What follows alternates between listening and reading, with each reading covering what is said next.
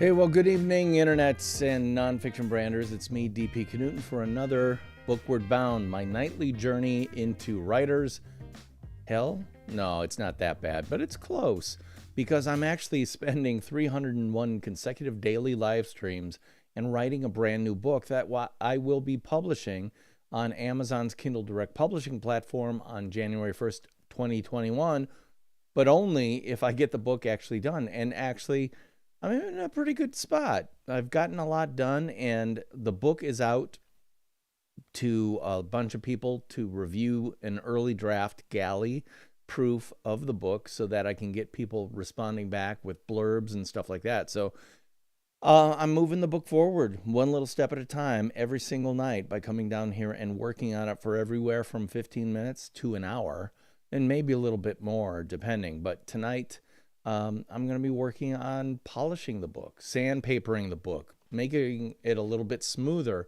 all over the place, because no matter how good you think it is and that you've gone through it enough times, every time you go through it, you're going to find another thing that you want to correct or polish or change or make a little bit better. So that's exactly what I'm working on tonight. And as I kind of hinted at, one of the things I've been doing is asking people that I respect to take a look at the book and write, if they find it valuable, to give me a blurb or write something about the book that they liked that I can then use in the book to market the book and do something like this, which is, if you take a look at Microsoft Word, which I'm using to do the final polish on the book or the final formatting of the book, I want to show you this page right here. This is, as you can see, I've got one blurb in here. I want to put another blurb in here, but not necessarily exactly where the other one was. And because this one is from someone from Australia, Paul Raimondo, and it's rather long, so I need to at least get it in here so I can rough it in. And I think that was 10 points, maybe. And I'm using Palatino as the overall type font for the book. And I actually had that at 10, so yeah, that's fine. DP Knudten gets this, comma, and his book, Nonfiction Brand. I'm going to take that out because you've got it right in your hands, and his book, no, I'll leave it in. In his book, Nonfiction Brand, will equip you with the inspiration, blueprint, and tools needed to launch your personal brand. Period. I'm going to take out some of his prose into your very own blue ocean. He mentions that in the section I wrote about him. So into your very own space.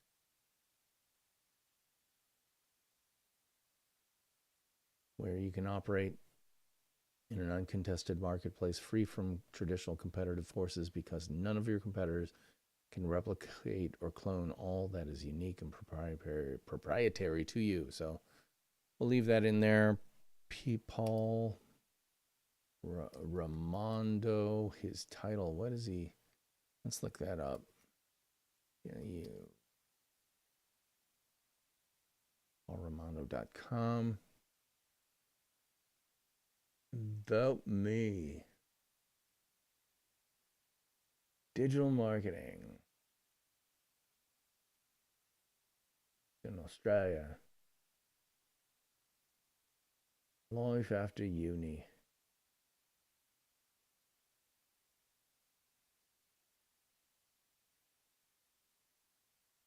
All right, I'm going to go to good old LinkedIn. Because if people want to give you a title, that's where they're going to put it.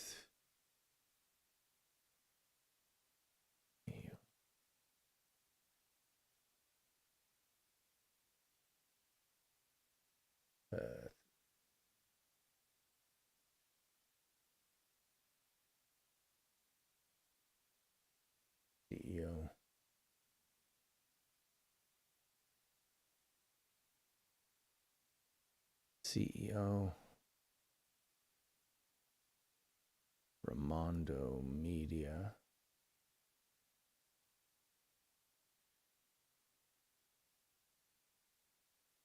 Perth. AUS. How did I? Tasman. ZAUS. Perth, Australia.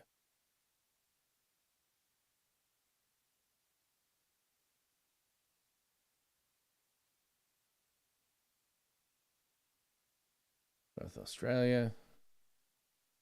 Be Social founder. Be Social.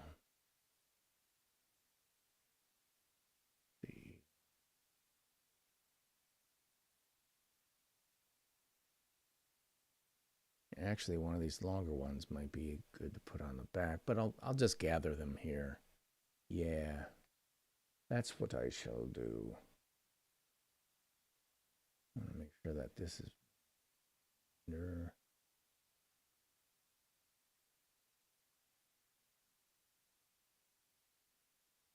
Mark that, YouTube. Anybody else? They're slowly coming in, but that's okay because I will be adding them as they come. So this is where I am. And I wanted to go back to page 91. Because that's where I left off last night. Just doing a quick fly through.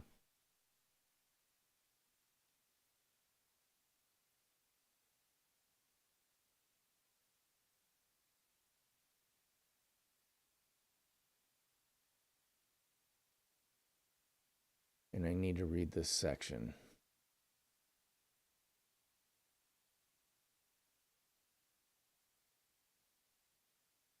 Let's get these two side by side.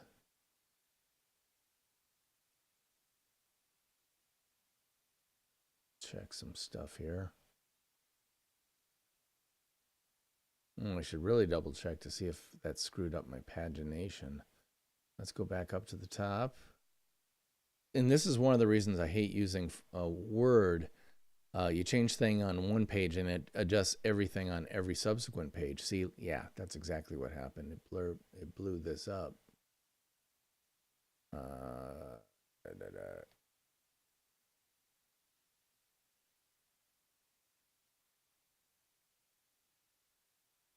So left read, right read. Yep, that's what I want. What I think what I'll do is I'll just get rid of that. Bing, bing. Okay, so now I can go to 91. And here's how I can do it. Selective authenticity. All right. It was pointed out to me by Mark Schaefer that he came up with the concept that uses the same terminology I did. So thank you, Mark, for bringing that to my attention. But that just means I'm going to change my coining of it, and because this is a new idea from my brain, and I think probably is a little bit slightly different than his. So I'm going to make it uniquely mine by making it uniquely mine. All right, so I'm going to read this aloud. Is there such a thing? A selective authenticity. Is there such a thing? Is it even possible to be both selective in your sharing and authentic in your execution at the same time? Some people would say no, that to be authentic, you must let go. You must let go all restraint. You must let go all restraint and live a life completely unfettered by bourgeois considerations. To be authentic, to be truly authentic for some is to wallow in self. I'm just telling you exactly what I feel at this exact moment in time. That's not authenticity, that's therapy. On the other hand, there are jaded operators for whom life is little more than a series of chess moves in a zero-sum game that they are determined to win. Everything is a calculation or sales opportunity. The only giving they do is in expectation of a much bigger get. defined by an unhealthy cynicism and an everybody lies, cheats, is in it for themselves worldview. Such Darwinian survival of the fittest excuse the worst in human behavior as good. Excuse the worst in human behavior as good if it helps secure some strategic Machiavellian outcome. I'll be honest, I can't stand either one of those narcissistic manipulator types. Those types of narcissistic manipulator. There's got to be a better way, and there is. A balanced form of having your carefully considered cake and living it authentically too. I call it selective authenticity. I want to create a personal brand is not a strategy. It is a tactic that can help you achieve strategic goals. Doesn't it make more sense to focus on the goals first? Of course it does, and yet so many people don't, or they select goals that are little more than amorphous dreams. A dream is not a goal, but can help identify the hard executional work needed to achieve it. A dream is not a goal. I don't like it. A dream is not a goal, but can help identify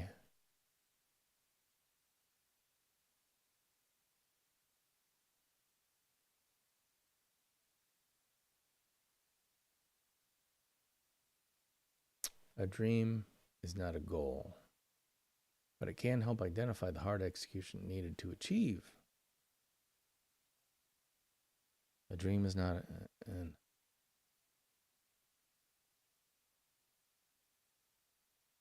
actual outcome.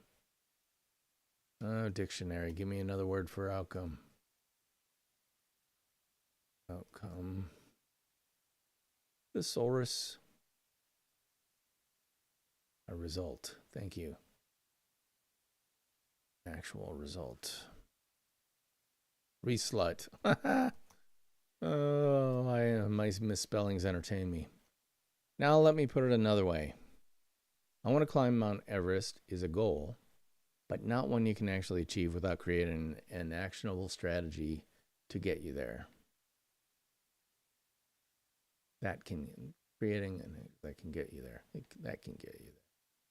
If you've never climbed a mountain of any size, taking on the tallest in the world as your first is a losing strategy. But coming up with an overall plan that can take you from the first hike up your first mountain, your first foothill, all the way to the summit of Mount Everest requires a master strategy and a smart list of tactical steps that can be executed with tactical steps that can then be executed with excellence. Not sure I love that all that much. Let's kick this down to the next page. Make sure that doesn't upset the page below. No, there's room for both. Don't confuse vision with strategy. In most cases, vision is another, more business-friendly word for dream. Having a vision is absolutely necessary when it comes to creating your personal brand because it becomes the North Star upon which every decision you make should be oriented. So what's your vision? What do you want to be and do in life? What singular goal is going to allow you to organize all your efforts in one direction in order to achieve it? This question is paramount, and the way you answer it is critical for the creation of your selective authenticity strategy. Let's make that a cap S. Sorry. Authenticity's evil twin, TMI. Too much information. The word authenticity has many meanings. Depending on who you're talking to, it could mean anything from keeping it real, whatever that means, to oversharing about every aspect of your life, all the way down to your medical history. In some cases and places, that can make sense and be incredibly freeing. In others, not so much. Selective authenticity is about those not so much situations. Let me point you to another real-world example which you may or may not like. I was working as a creative director in an agency and had hired a new kid right out of college. Great personality, diligent and ambitious, and an avid user of Instagram. I made the mistake of following her there because we were friends and she did not report directly to me. At the time, I made it a habit not to follow subordinates' accounts the same way I elected not to hang out with them after work. I'm sure you can guess all the reasons why, but I'll sum them up here in 3 little letters. TMI. If I was a member of the CIA, I would absolutely love social media. With innocent post after innocent post, users inadvertently drop single, seemingly insignificant data points over and over 24/7, 365. All you have to do is pay just a little bit of attention and you'll be able and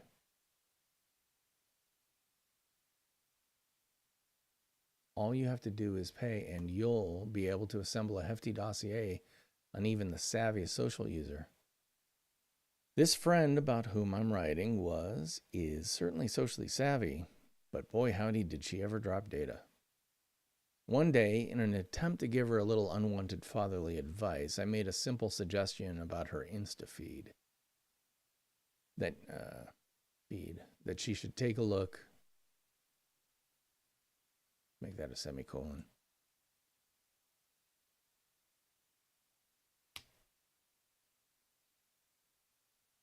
That she should take a look at her last 50 posts, count the number that featured her holding what appeared to be an alcoholic drink or what could possibly be construed as one, then consider the ratio of pics with a drink to those without.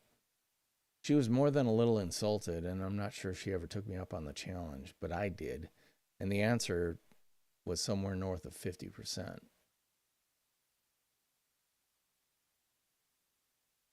50%.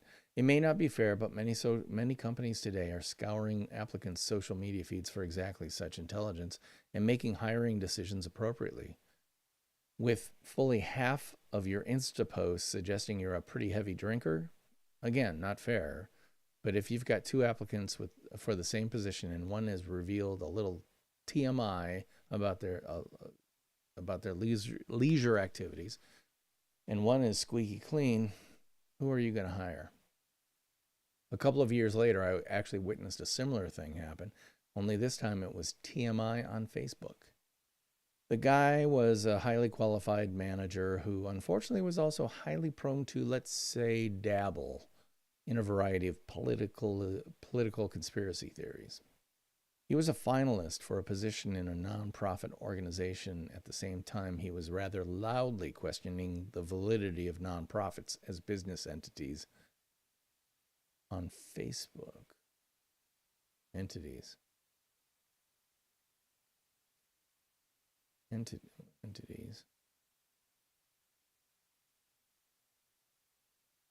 On Facebook, where anyone who did a basic search for his name could see it. Too bad about that job, dude. Too much information, too. Am I saying the woman who authentically enjoyed having a cocktail or two during off hours, cocktail or two off hours should suddenly go teetotal? Or that Mr. Fair and Balanced should never voice his opinion? Absolutely not. But please, please, please, at least put that through your selective authenticity prism before posting. What core elements make up a sound selective authenticity strategy? The quickest answer to that question is this whole book. It's filled with ideas, frameworks, and suggestions and processes that can help you. But let's just focus on 3 important aspects of any well-founded selective authenticity strategy. 1, the varnished truth. Do you have one of those friends who always tells the truth regardless of its fallout? The keeping it real jerk who may, in fact, be telling the 100% truth, but evidently does not have a tactful bone in their body?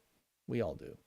They're the ones who make Thanksgiving so darn painful and typically end conversations that led to people crying and leaving the room with, "What'd I say?"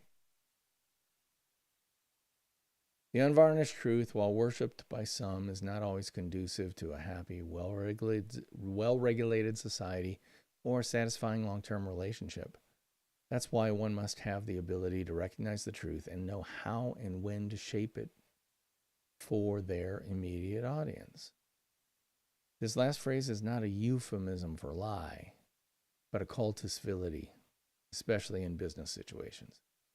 Depending on where you live and work, it's likely that a full 50% of the people you work with or serve are not on the same page with you and your opinions about politics, religion, and even football teams. Knowing when, where, and how to serve the tea is an art form that many of us haven't quite mastered but need to. I know I'm still working on it. That's the truth. Takes are best served cold. This idea is much like the one above regarding how, when, where, and what you share. Hot takes are the flash triggers of discourse. Flash triggers, the hair triggers.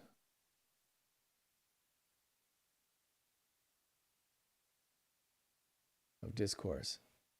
They happen when something is immediately amazing, annoying, outrageous, or the topic has great universal appeal. And hot takes are frequently wrong, or at least wrong-headed. Example, you see a clickbait headline that says murder hornets have been discovered in the United States. This actually happened a couple of days ago at the time of this writing. Oh my God, murder hornets in the middle of a global pandemic. Run for your bunkers. Or don't. Fact is, the majority of those clickbait headlines are created with the goal of driving you to some kind of primary emotional state, e.g., happy, sad, afraid, angry, disgusted. And to selectively, selectively authentic person can still have a take about any appropriate subject, but the selective part is all about limiting the topics upon which you make those hot takes. Here's how it works. Let's say you're an athletic trainer who really wants to build credibility within your specific niche. First, what is your niche? What is your niche? The hyper-focused area in which you want to specialize. Could be weight loss, endurance performance, weight training, flexibility, cardiovascular optimization, stress handling, and relief. The list goes on and on. If you're an endurance performance specialist, should you have a hot take on every new fad diet that pops up? No, because new diets pop up practically every day, and your bandwidth would be taken up by responding to something that does not matter to your core business or customers. But if that diet starts showing up in your neck of the woods, media-wise, that's the perfect time to demonstrate your expertise, but not with a hot take, but a carefully considered response focused on providing relevant, valuable, and authoritative information. Every journalist knows the first report about any significant event is often partially or even completely wrong. A smart, selectively authentic person avoids that trap and fights back with the real truth and accompanying math.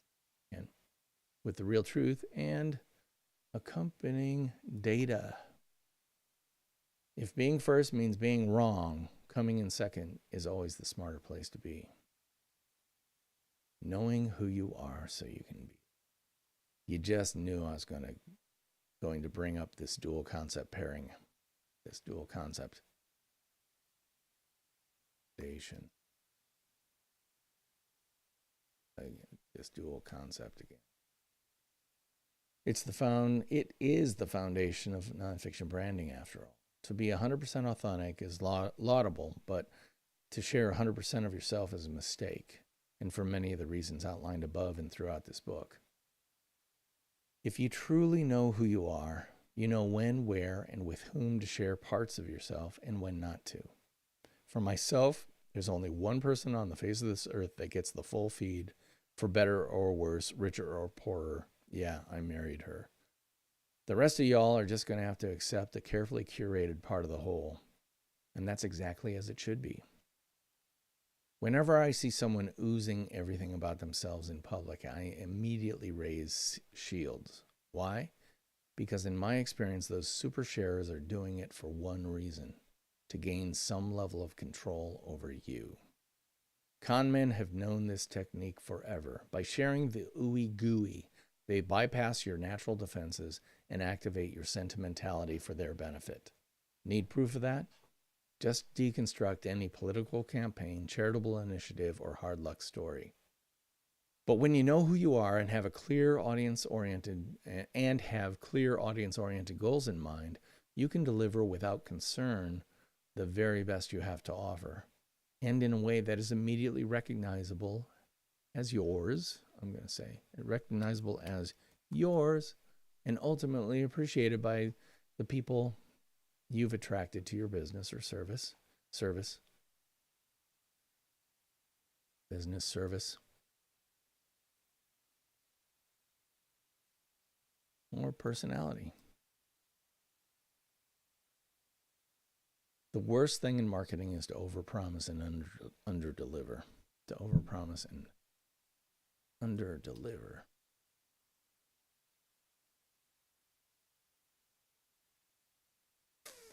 Should overpromise.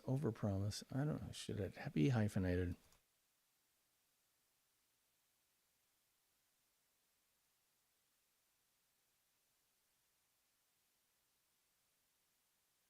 I don't think.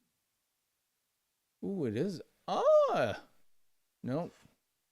They have it as one word here, but they also did not know that overpromise was a single word. Oh, underdeliver. Let's see what they say about underdeliver. Under-deliver. There you go.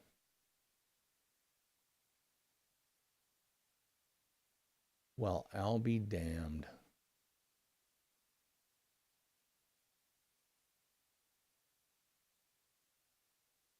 When you truly know who you are and are being it by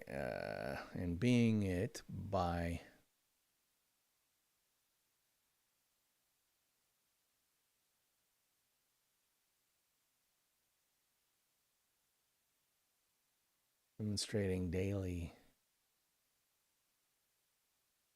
and are being it by demonstrating daily, by being it by demonstrating.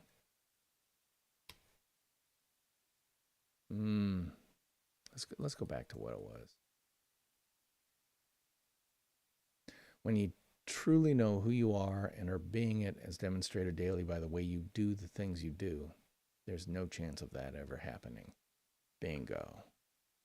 Is that the end of the section? That is, in fact, the end of the section. But I do talk about selective authenticity in here.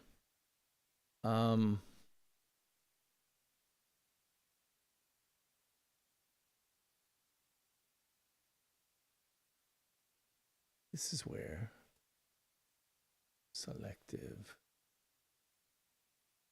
authenticity comes in.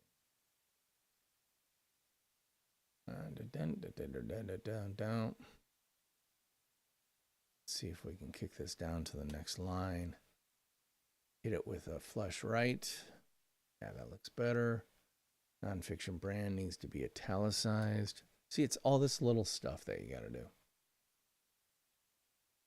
Selective authenticity.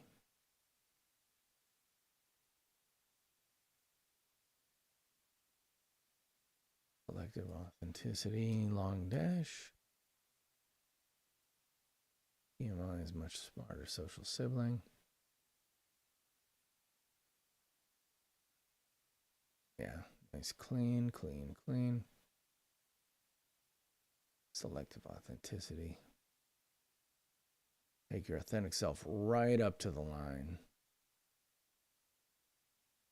Is this for his clients on a daily basis? That's why he's so upfront, diligent in his understanding about clients. Only then can he do this crap. Only then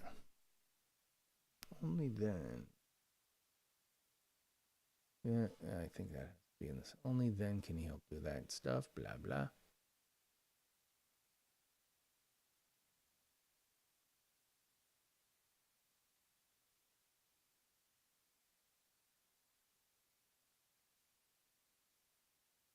La, la, la.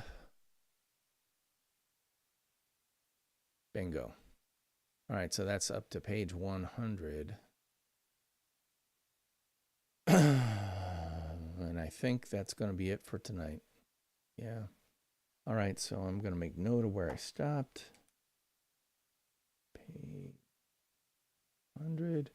And I'll come back here tomorrow because I don't want to burn myself out on this. And because the only way I've gotten this book done as far as I have is because, one, you've hassled me mercilessly to keep me coming back down here working on the book, but also because I haven't burnt myself out on it.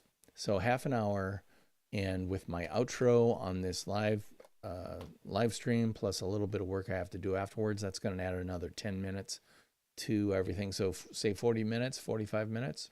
Yeah, that's good. I fulfilled my duty tonight. I kept moving the book forward, got some good stuff done, and everything continues to roll. So that's exactly how I'm going to continue to roll, and by saying goodnight tonight. In fact, this is, as I said, night 284, or with 17 days left to go. That means I'm really coming down to the wire, but I'm getting it done because I'm taking one bite of that elephant at a time and not killing myself trying to chew the damn thing. I'm DP Knudten for the Nonfiction Brand and the Nonfiction Brand podcast and all things nonfiction branding.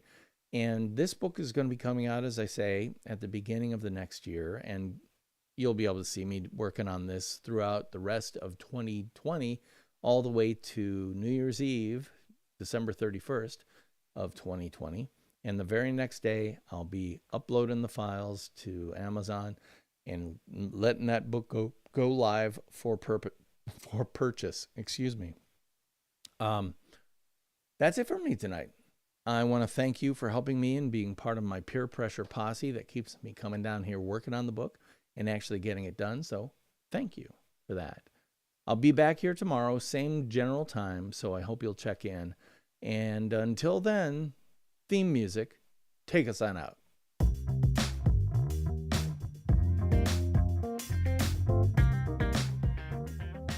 I'll see you tomorrow.